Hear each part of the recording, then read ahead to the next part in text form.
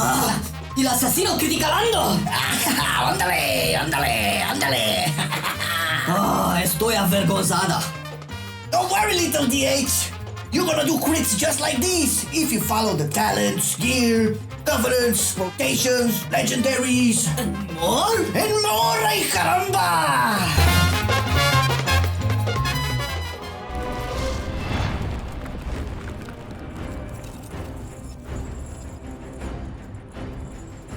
The greatest thing about these videos and the real reason you are watching is because of this part, where we ask you to like the video first of all, even if it turns out you don't like it. You still like it. Makes sense, and since you're at it, go ahead and hit subscribe and enable those notifications because, you know, we drop some quality content for you. Always, okay? Now, Flame had some words of wisdom for this ending. Alright, transition! Traditionally, the first row usually involves blindside for absolute pure single target situations. This will net your mutilate a 20% chance for a free ambush, and that chance goes to 40% once the target is below 35% HP. It's great, don't get me wrong, especially if you're just starting out, but nowadays we kind of all go for elaborate planning as it serves both single target and cleave, working out well for dungeon runs as well as the entirety of Sanctum of Domination. These talents go hand in hand with other ones further down the road, but we will get to those in a minute. Elaborate planning buffs your damage by 10% for 4 seconds after using a finisher, and sure, you can make an argument that sometimes it may be harder to maintain the buff in pure single target, but if you don't want to change your talents from boss to boss, then stick to it as you will find plenty of cleave and add situations, not to mention Mythic Plus runs where it will be much easier to maintain. Second row, as always, Master Assassin for raids, because having your crit chance increased by 50% 3 seconds after stealth is just too good, especially now with the shards of tier set bonuses, but we'll get to that. In Mythic Plus, the value of Subterfuge is just too good to pass on, especially for assassination rogues. I mean, this talent will basically enable you to garrote 3 targets when you open, and not only that, but the damage of said garrote will be buffed by 80%, and the ability in question will have no cooldown. Maybe we're getting ahead of ourselves, but yeah, Subterfuge allows you to use stealth abilities for 3 seconds after stealth breaks, and this can be used in shit situations too, like using 3 cheap shots to stun enraged mobs and save your team. Be the hero we want, man. Third row is that row further down the lane where we match the first row talents, so pay close attention. Vigor is the all-rounder on the row and it's easy mode, no strings attached, but this in conjunction with elaborate planning. Both talents working in all PvE content. Deeper Stratagem is another powerful option, but only if you pick Blindside from the first talent row, as these two will further solidify your pure single target prowess. If you're all about fun alternative playstyles, at least in dungeons, you could go for Mark for Dead here too, but also be sure to have elaborate planning and Night Stalker, and hell, you'll have a blast opening with big ass Crimson Tempest from Stealth. It's fun, but only try this after you get a bit acquainted with the spec, okay? The fourth row. Yes, everybody loves the fourth row. You know why? Because the game will save you from certain death, that's why. All this due to Cheat Death, a talent designed for the unaware, the clumsy, the cannot see too well, the my reflexes aren't what they used to be. Now this reminds me of someone. Flame? Is that you, dude? Anyway, pick Cheat Death in all content and you will be safe, but listen. Cheat Death has a 6-minute cooldown, and if you know your fights and know what is incoming from packs and such, then Elusiveness is the more consistent option, as this will transform your feint into a 30% damage reduction on top of the 40% damage reduction from AoE damage. Works great for soaking stuff, for example. Over here, in raids, both Prey on the Weak and Internal Bleeding can work, but this only in trash packs and boss ads that can be stunned. Internal Bleeding will add yet another bleed to your target when you kidney shot it, and sure, we can talk about some DPS increase, but really, I like it more because it being another bleed helps out with your energy, so yay! Prey on the Weak is another quote-unquote gain of DPS, but more for others, as the targets that are cheap shot by you will take 10% increased damage from all sources for 6 seconds. This talent is very useful on those disappearing mobs when you walk towards the stairs to Fate Scribe because you want them stunned and killed as soon as possible. Jesus, they're annoying. For Mythic Plus, Iron Wire will be the play since you picked Subterfuge previously. I mean, this will extend the silence from your Garrote to 6 seconds, and it will also make the affected targets deal 15% less damage, and the tank will love you for it. Seriously, not enough people praise Assassin Rogues for all their utility. Now on the 6 Pro, there used to be a time where things like Exsanguinate were nice to pick and fun too, but alas, no more. Alacrity is the pick here because sure, haste, but really, Venom Rush and Exsanguinate are so bad that at this point it's not even worth talking about anymore. We did it in the previous guides, we did it on our Rogue podcasts, which you should definitely check out after watching this video, of course. And yeah, pick Alacrity for all content and move along. Lastly, get Poison Bomb for raiding and Crimson Tempest for dungeons. Poison Bomb will knit your envenoms and ruptures a chance to proc a big splash of poison on the ground, dealing great damage to anything caught in its radius, and while you might be tempted to pick it in dungeons too, don't! Crimson Tempest is the go here. Adding another button to your action bar, this will deal instant damage and add a bleed to 8 targets in a 10-yard radius. Note that the amount of combo points does not increase its damage, but rather its duration. 9.1.5 will change the targets affected by it, but we don't have the exact numbers now, so be sure to keep an eye out on pinned comments for updates.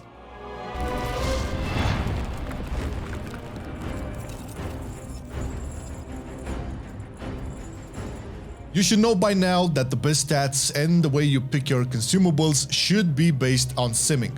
It's not hard, just go to raceboss.com and choose stat weights because this will be the most accurate information you will ever get. However, if you cannot be asked, we shall lay out for you a very general stat distribution with consumables following the same path. As with any DPS spec, item level is king, except rings and necklaces of course. And for Assassin Rogues, things are no different. You want as much agility as you can, no questions asked. Secondary stats tend to see crit and haste fight for supremacy. Haste is good because it helps out with energy regeneration, faster bleed, and poison ticks, GCD, etc. Crit gets really valuable, especially in raiding due to the Frost Domination shards, which come with some nice crit improvements as well, but mainly the Seal Fate passive. Again, we'll chat about those shortly. Versatility and Mastery tend to fight over each other depending on the content. Versatility is good for raids as it adds pure damage and affects your trinkets too, not to mention its defensive component, while Mastery rises a bit more in AoE due to the increase in damage for poisons and bleeds, and since in dungeons you'll have many more targets affected by those, you get the picture. So for your weapons, you will always go with Celestial Guidance on all types of content on one dagger, as this will proc you some juicy agility, followed by Sinful Revelation on your offhand for a nudge of extra damage. Also, Double Sinful has been simming pretty good, but you can definitely sim for yourself to see exactly. Overall, Celestial and Sinful is the typical move though, even in Mythic Plus. On your chest, Eternal Skirmish or Eternal Stats, both are good, paired with a heavy Desolate Armor kit for some extra survivability. Your cloak will be best suited with Fortified Avoidance for the stamina and AoE damage reduction, and lastly, Eternal Agility on your boots, once again for a flat and small agility gain. For gems, taking note of the secondary stats battle, either you will go with Deadly Jewel Cluster for crit or Quick Jewel Cluster for haste. Same goes for the enchants on rings, Tenet of Critical Strike or Tenet of Haste.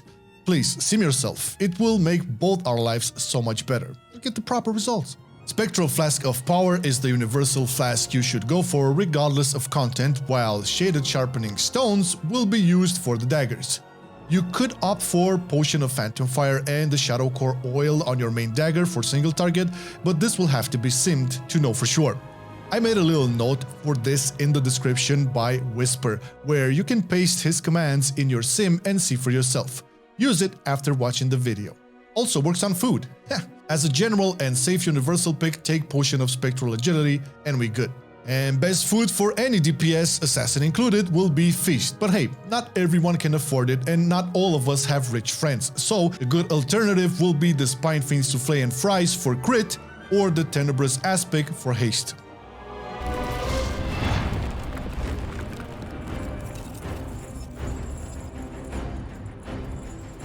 Now, whatever you may hear, all covenants for rogues are very close to each other, and of course, there are some that pull ahead over the others, but not in a big dramatic way like some other classes. That being said, if you do want to go for the best of the best, we shall start by talking about Ventir. Why? Because of the powerful legendary and because it serves both subtlety and assassination in case you want to respec. Flagellation is the Covenant ability and numerically it does the most amount of single target damage out of all the Covenant abilities. Now this can work pretty good in dungeons too, especially on priority targets and bosses, and even though you may feel sometimes it goes to waste, the damage that is, remember that it also gives you a nice haste increase as well. Upon pressing it, it deals a good chunk of shadow damage initially and then continues to add to that damage with each combo point spent, with a smaller percentage of attack power. The damage is good by itself, but the gold in this is the haste you get within the window of flagellation, a good chunk of it, and it will also last for 12 seconds after flagellation ends. The haste is nice, but the main part is actually a mixture of good soulbinds and lashing scars, making the flag hit super hard. It does a lot more damage than other Covenant just straight up. Now, the soulbind you will go for initially will be Nadia, and this mainly because of the first soulbind passive, Thrill Seeker, which in essence is yet another haste buff, or exactly 20% for 20 seconds, but this only after you reach 40 stacks of it. You get 1 stack every 2 seconds while in combat and 4 stacks when you kill an enemy. Dauntless Duelist is yet another great trait from her, as it will deal 3% extra damage to the first target you hit, and they will deal 1.5% less damage back to you. This only works on one enemy at a time. And of course, her last trait, Fatal Flaw, will gain you 10 seconds of extra 20% crit chance or versatility depending on which you have more of. All these traits make Nadia the best for single target. Now, if you are more of a Mythic Plus player, Teothar might be the soulbind you want, and this because of the Soothing Shade trait, providing you a decent amount of mastery whenever Tubbins and Gubbins come and place an umbrella and create said shade. I will agree, it sometimes is hard to see the shade and it can become annoying if the tank moves constantly, but you cannot negate the value this will provide in big packs still. If you are mega serious on your Mythic Plus, then the more optimal play is going Necrolords with Serrated Bone Spike, providing an endless bleed to your targets. Having 3 charges and a pretty decent range for casting, not to mention the 30-second cooldown for recharge and the fact that it generates combo points, it is numerically the best to use in AoE. You could go with Emily as your main soulbind, which will have you access Lead by Example trait, which is basically an agility increase every time you use Bone Spike, but the real winner will have to be Bonesmith Hamir because of the Marrow Gemstone trait, which in essence will net you more crit, and more crit means more combo points, and more combo points equals more damage. I'm smart like that. Now, Serrated Bone Spike does indeed leave a bleed on targets, but this is not affected by venomous wounds, so it will not help your energy regen. But it will get affected by Zoldyck Insignia, the legendary, if you choose to run with it, and even Doomblade. From here, having your Envenom count the extra bleed from Bone Spike to deal even more damage. We'll get into legendary shortly, don't worry. The Potency Conduits start off with Lashing Scars as the main Covenant ability conduit, which will increase the damage of flagellation, and it will also make it lash 4 extra times. This one is the main dish as Ventir, with well-placed steel and even lethal poisons adding up for your single target and AoE too. Poison Catarrh is not worth it in dungeons as the scaling of the conduit doesn't increase the crit chance, and as an assassin rogue, you will still mutilate a lot in dungeons, especially if your tank pulls more slowly. So stick to these main 3, and if you feel uncertain of any of the potency conduits, you can always sim yourself. For endurance, you can either go with Recuperator to have your slice and dice heal you for a percentage of your max health over time, or in more bursty situations, Nimble Fingers, which will reduce the energy cost of your Feint and Crimson Vial. Condensed Atmosphere is also a great all-rounder if you have it at a high atom level. Finesse Conduits can be either quick decisions and raids for the Shadow Step cooldown reduction and extra range, or maybe Fate to Nothing, which is more useful in Mythic Plus, as Stealth, Vanish, and Shroud will net you an extra 10% movement speed. On the other hand, All finesse conduits are good, and it mostly boils down to personal preference and playstyle.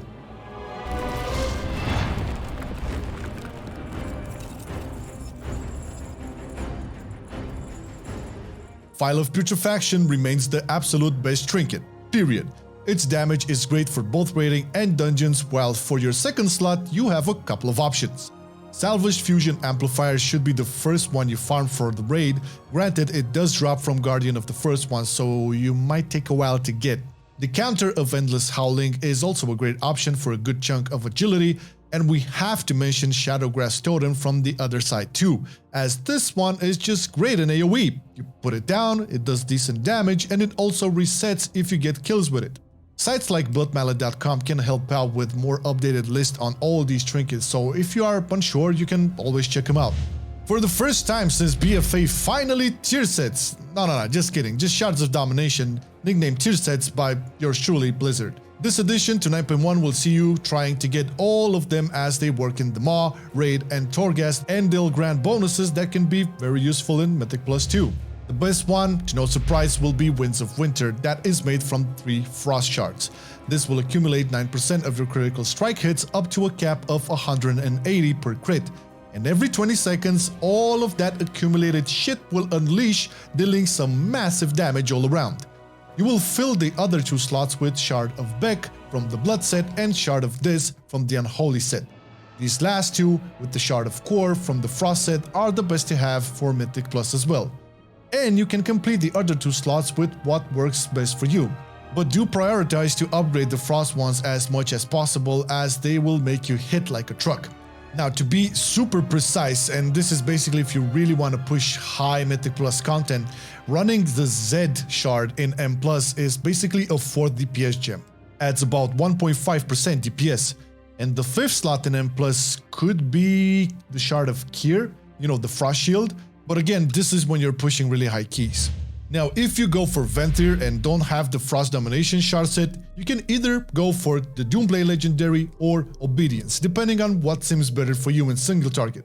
Some assassins stick to Obedience no matter what, but for me, for example, Doomblade seems better.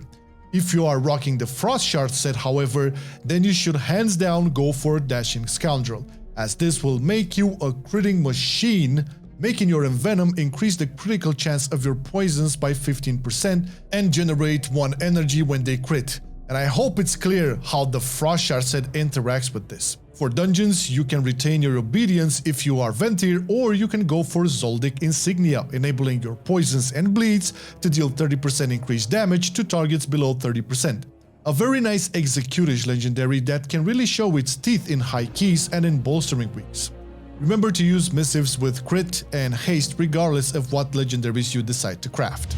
As for all melees, item level should be the decisive factor in choosing a weapon, but we cannot forget to mention the Edge of Night daggers from Sylvanas. Assassination rogues actually struggle to make the daggers good compared to the other rogue specs because it's so slow and doesn't get a lot of finishers off, and has no way to buff that damage.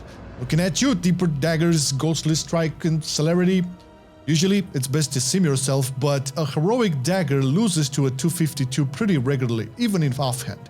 Some stats daggers may be better, like the Tanglewood Thorn from Mists for its haste verse, or Dominus Oozing Shift for those very needed crit stats, which you will easily get while farming the File Trinket.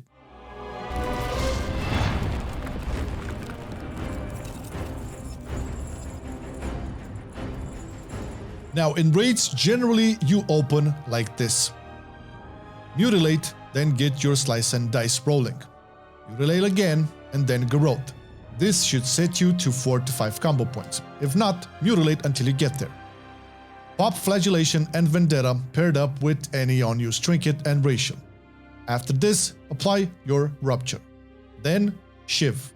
Vanish here for the Master Assassin crit buff, and then drop your first Envenom. That will hit super hard. And after the opener, you basically want to keep on mutilating or ambushing if you get blindside procs to get to 4 to 5 combo points and keep on spamming those envenoms, while watching and maintaining your Garrotes, your Ruptures, Slice and Dice, and so on. Now, at any point during the opener, if you get a blindside proc, you would ambush instead of mutilate. Remember that. For Mythic Plus, you will open with an Empower Growth on the first 3 targets and a regular growth on the 4th. You can also Fan of Knives instead of the 4 growth, especially if you get unlucky with poison applications. After this, you Crimson Tempest. Then Fan of Knives if there are more than 4 targets. This will get you to 4 to 5 combo points. After this, apply Rupture on the first target. Fan of Knives again to apply the second Rupture, and Fan of Knives again to apply the third Rupture. If you have a priority target, that's the one you pop your Vendetta and Flagellation on, and drop some Envenoms onto it. Once the majority of your targets have all the bleeds up, you can use your Slice and Dice.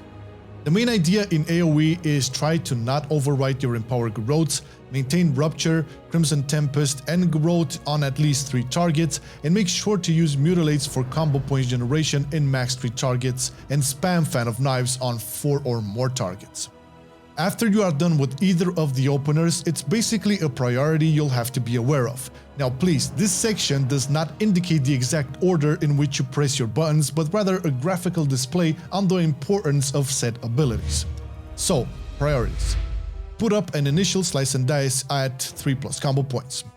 Rupture at 4+ combo points with Vigor/Mark for Death, 5+ combo points with Deeper Stratagem. Keep up Growth on as many targets as possible. Keep up Crimson Tempest against multiple targets. Remember, it's a dot, not an AoE finisher. Do not spam this shit. It's a dot. A dot! Maintain it. Keep up Rupture with at least 4 points on all targets. If Internal Bleeding is talented and the target is stunnable, then use Kidney Shot at 4+ combo points. Use Envenom on more than 4 combo points. Fan of Knives against more than 4 targets. Ambush with Blindside proc if talented. Mutilate at 2 targets to reapply Deadly Poison on your second target. Mutilate on your main target.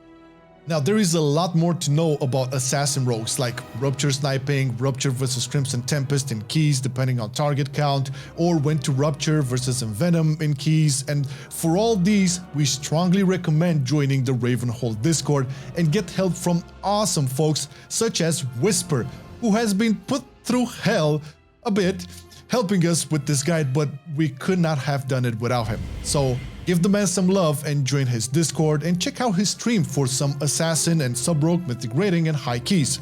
All the links are in the description. Now, our content would not be made possible without the support of our Patreons, and even though it's been hard to support WoW content in these last couple of months, we are grateful and humbled that you guys stuck around and carried the torch for us. As you probably noticed, we are constantly upping the quality and quantity of the content here, so if you want to be part of the Patreons and support the class guides, the podcasts, the TLFs, the new shows, then check the link in the description. There's cool stuff to be awarded too. Thank you for watching the video and see you soon. Bye-bye!